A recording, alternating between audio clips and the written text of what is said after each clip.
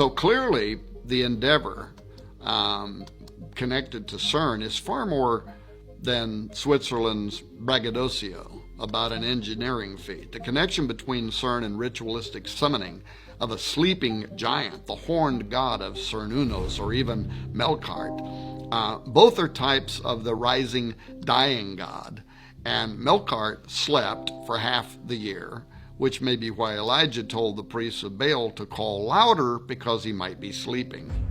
Of course, I can only speculate, but I note the connection between Nimrod, Apollo, and Abaddon, Apollyon at CERN, and the history of the region are all highly curious.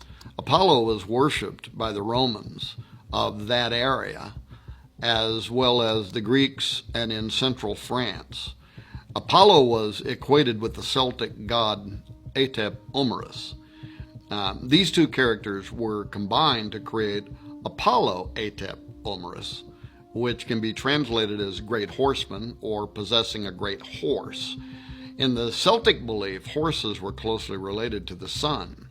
The interesting thing to note is the connection between this idea of Apollo being associated with horses in France, where part of the LHC and CERN resides, and what the book of Revelation states about Abaddon, where it says, "And the shapes of the locusts were like unto horses prepared unto battle, and on their heads were as it were crowns like gold, and their faces were as the faces of men, and they had a king over them, which is the angel of the bottomless pit, whose name in the Hebrew tongue is Abaddon, but in the Greek tongue hath his name Apollyon." End quote.